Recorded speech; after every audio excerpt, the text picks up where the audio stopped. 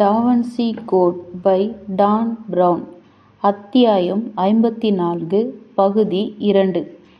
நான் ராயல் ஹாலோவில்தான் படித்தேன். அப்படியென்றால் இதற்கு அதுதான் காரணமா?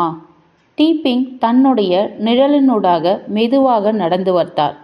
நான் ஆக்ஸ்போர்ட் இருக்கும் சாலையில் உள்ள பள்ளியில் படித்தேன் என்று லெங்டன் உன்னிடம் சொல்லியிருக்கலாம் என்று கூறிவிட்டு லெங்டனை நோக்கி டீப்பிங் ஒரு விஷம புன்னகை புரிந்தார்.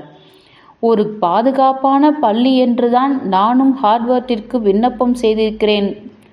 அவர்களுடைய விருந்து உபசரிப்பாளர் படிக்கட்டுகளுக்கு கீழே வந்துவிட்டார். சோஃபியாவுக்கு அவரை பார்க்க சர் எல்டன் ஜானை போல்தான் இருந்ததே தவிர கௌரவ வீரரை போல் அல்ல.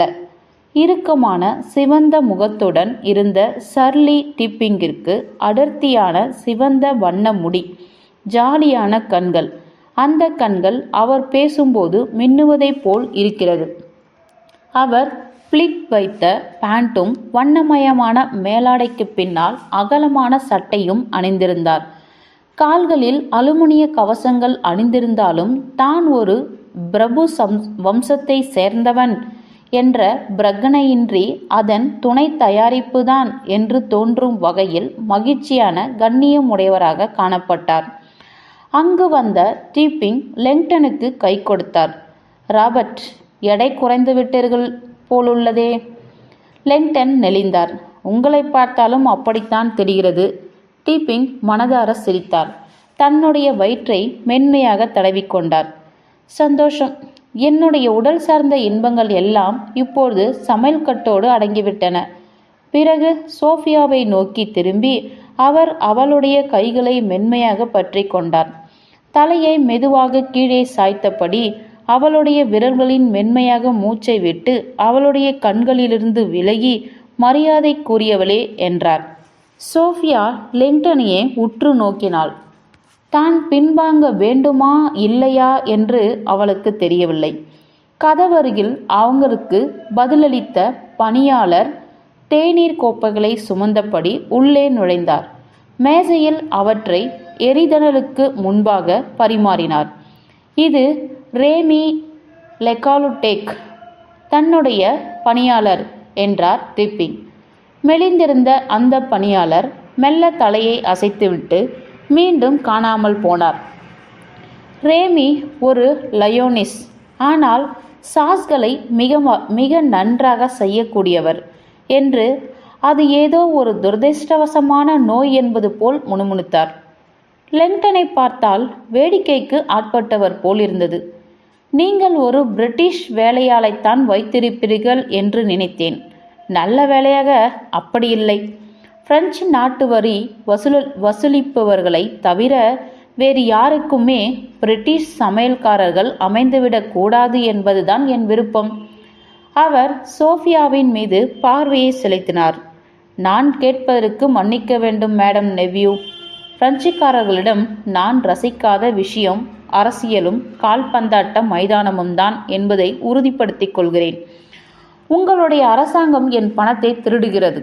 உங்களுடைய கால்பந்த குழு சமீபத்தில் எங்களை அவமானப்படுத்தியிருக்கிறது.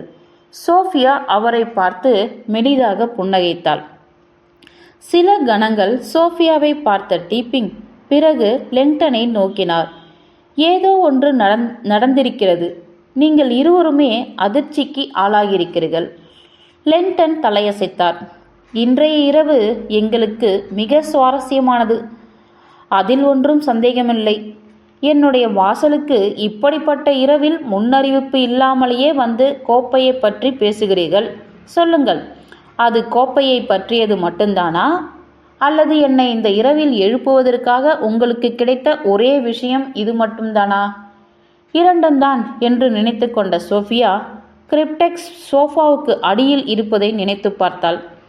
நாங்கள் உங்களிடம் பிரயரி ஆஃப் சியான் பற்றி பேச விரும்புகிறோம் என்றார் லெங்டன். டீப்பிங்கின் புருவங்கள் அது ஏதோ சதித்திட்டம் என்பதைப் போல உயர்ந்தன.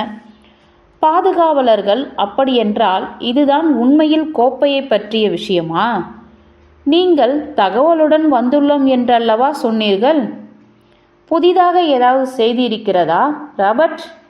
இருக்கலாம், எங்களால் உறுதியாக சொல்ல முடியவில்லை. முதலில் உங்களிடமிருந்து எங்களுக்கு ஏதாவது தகவல் கிடைத்தால் எங்களால் உறுதியாக சொல்ல முடியும். டீப்பிங் தன்னுடைய விரல்களை மாற்றி மாற்றி விரைக்க செய்தார். சூழ்ச்சிக்கார அமெரிக்கன். தகவல்களை பரிமாறிக்கொள்ளும் விளையாட்டு. மிக்க நன்று. நான் உங்கள் சேவைக்காக காத்திருக்கிறேன். உங்களிடம் சொல்ல என்ன இருக்கிறது? லெங்டன் முறுவலித்தார். புனித கோப்பையின் உண்மையான இயல்பு என்னவென்று மிஸ் நெவ்விற்கு உங்களால் மட்டுமே விளக்க முடியும், நான் நம்புகிறேன்.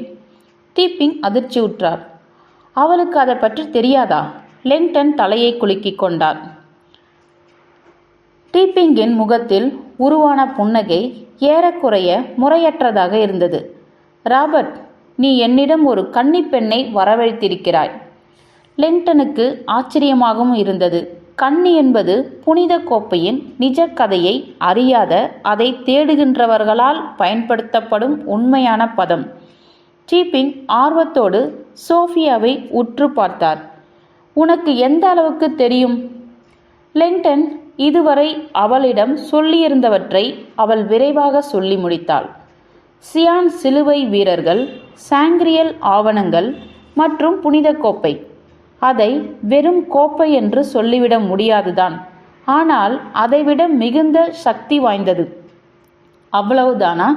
டீப்பிங் லெங்டனை நோக்கி விவகாரமான பார்வை ஒன்றை பார்த்தார். உன்னை ஒரு ஜென்டில்மேன் என்று நினைத்தேன் லெங்டன். அவளுடைய உச்ச இன்பத்தை நீ களவாடிவிட்டாய். எனக்கு தெரியும். நீங்களும் நானும் சேர்ந்து டீப்பிங்கின் குறிப்பிட்ட அந்த முறையற்ற உருவக எல்லை மீறி போய்விட்டதென்று லெங்டன் முடிவு செய்துவிட்டார்.